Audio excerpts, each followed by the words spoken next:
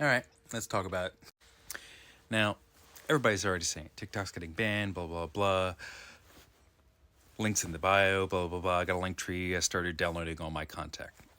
You're hearing it millions of times over. And we're basically all over it, like, yep, it's happening. And for the most part, a lot of people are talking about how this infringes on our First Amendment rights of speech, how this could be a security risk. There's lots of arguments. There's lots of people saying, hey, go here, go there. But let me say my due diligence because this may or may not be some of my last few videos. I want you to think about the movie Inception, okay? Excellent movie. But you understand the premise of, like, you can't just plant an idea, right? Like, it can't be you're right out there and say, like, hey, this is what it is. No, what you got to do is you kind of have to push one way or the other, make them come up with their own conclusions, right? I think that's happening on all sides of this, and I'll explain a little bit more.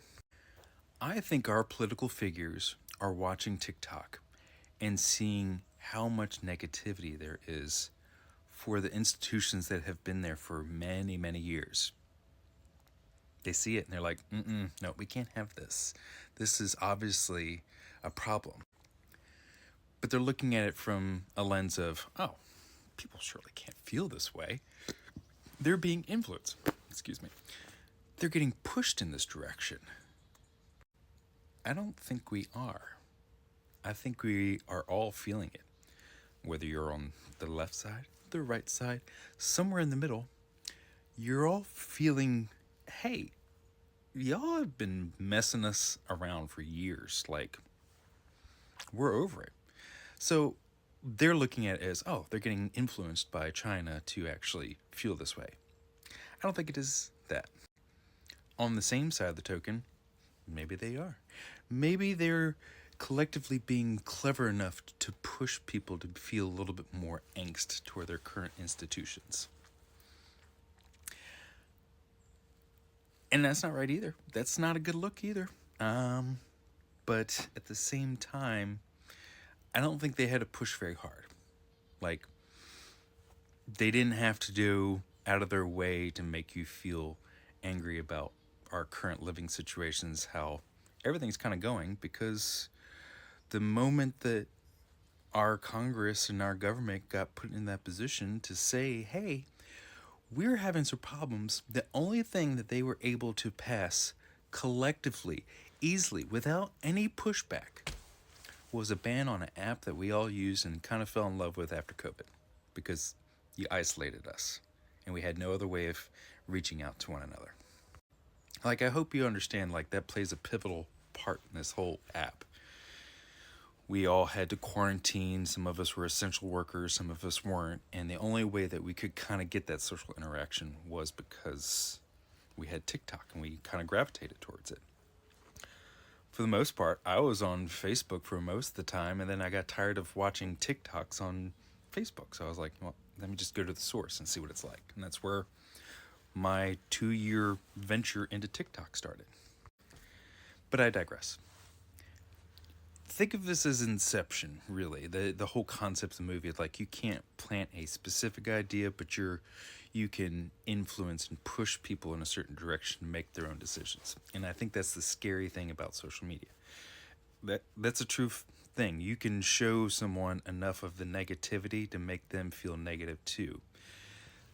It's a vibe. The whole thing is a vibe. And if everyone's in a negative vibe, then you start feeling that negative vibe. You feel jaded against. And yeah, so keep that in mind wherever we end up after this. Just as a side note, if you're watching this, I have, like I said, created a link tree. I will probably be posting on YouTube. I'll probably do more long format because that's where it's at, and hopefully I can kind of get more of the pole barn build out there. But of course, I've got all of 9 subscribers right now, so big hope in there. But either way, I'm gonna miss all you. This has been fun. I've been on here for a short period of time. I've enjoyed doing the duets and the stitches and the comments and going back and forth. I did not love the whole getting blocked out of the algorithm for whatever reason it may be, but I've enjoyed it, and I hope you guys did too. And maybe I'll see you somewhere else. I am looking at the Neptune app, of course. Hasn't started yet. It's just beta testers coming up, so there's that. I'll do YouTube. I'm not going to Instagram. Not happening. Sorry. The whole Mark Zuckerberg lobbying X amount of dollars towards getting this to happen, mind you, to one particular entity. There's plenty of other entities out there. If this was a law that said, hey,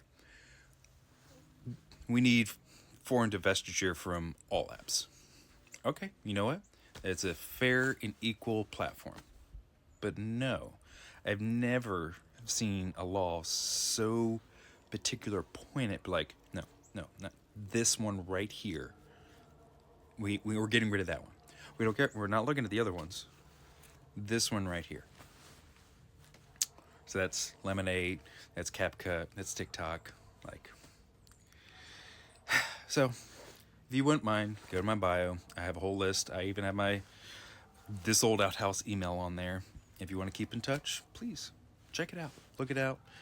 If not, hopefully I'll see you around. Maybe I'll pop back up again somewhere else. But yeah, I think this is the last brouhaha, and I'll probably do a bonfire and say goodnight on January 18th. So, all right, guys. Well, it's been fun, and hopefully I get to see you again.